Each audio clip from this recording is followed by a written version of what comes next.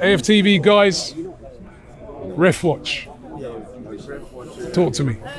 Look, I think I'm probably the first person that's maybe going to say that Declan Rice is a bit naive in that situation, in that you don't give the referee the opportunity to make it all about him. No, look, what did he do though? I mean, look, it's minor. Don't we see that every week?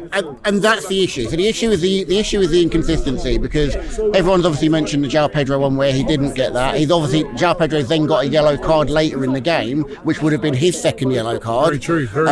Which no one else's point. So this is where the inconsistency, because again that then affect them later in the line when they come back from the international break and they're without one of their players. Thomas Partey probably. And let's remember, he scored. No, and that's what I'm saying. Thomas Partey should have gone, and João Pedro got a yellow card for saying that Partey should have gone. So the referee, he's all over the gaff. But don't you have to have a bit of common sense, because we could say that about every game. Yeah. It'd be like 5-a-side by the end of the game, wouldn't it? I think the laws say that refs are supposed to ref the game with common sense, using the spirit of the game, and that's what you. And that's what you. Has Declan Rice gone that badly against the spirit of the game? No. But what you do know is that when you are on a yellow card, you have to adjust your behaviours accordingly. And I'm not, like I said, it's minor. Has he walked up in front of him? I hear what you're saying, but if Declan Rice, if he was about to kick off the ball, and Declan Rice walks up in front of him and just stops there like that, see that, just stops him and kick it away, then you understand it. But look, I can't get my head around it. It's super minor. I'm not sure the referee even saw it. So part of me is wondering if there was an alert that came through from VAR. But also, if he booked Rice, he's also got to book the fullback for the kick. If there's a big melee and a big punch up, you book multiple players. I think Mike Dean was on Sky saying that Veltman was clever. Like, that says it all, really. So he's clever. Rice is probably a bit naive. Referee's had an absolute nightmare. What about you? What about you, Andy?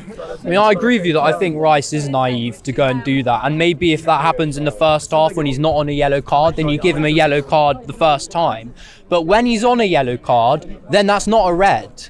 I wouldn't even give him the yellow card the first time. Well, look, that's up for debate. The point is, you should not be giving a red card in the 50th minute for a petty incident. For me, when you're giving a red card early on, it's got to be if someone's made a serious, dangerous foul, or maybe there's some violent conduct. But at the end of the day, if it's just a petty incident like that, that's never a red card. And to give a red card just ruins the game from a neutral point of view, because we're playing 10 men for the rest of the game. It ruins it for everyone. So it's a terrible decision. And as people have already been saying, there's no consistency in the way the referee is refereeing the game, because a couple of minutes later João Pedro goes and kicks the ball 15 yards away and he doesn't get anything. In that incident with Veltman, where I think he deliberately kicks it at Rice, he doesn't get booked either. It's Rice who gets booked. Throughout that whole game, the Brighton players only got one yellow card. We got 3, and I think they were fouling far more than we were. They were pulling Saka back all the time. That yellow card was just for waving an imaginary card. It's terrible, and I'm sorry, there has to be some accountability for Chris Kavanagh.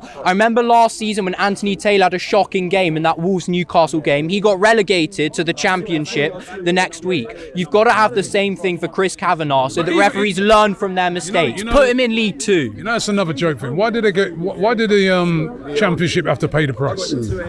He should be relegated to Sunday League. The Championship's still a good level. They should be put on administrative leave. They should be told. They should be made to sit out, and they should be not deduct, whether you deduct pay or whatever. But they shouldn't be refereeing. Other teams shouldn't have to suffer for those poor decisions. Well, listen, we hanged on to get a draw.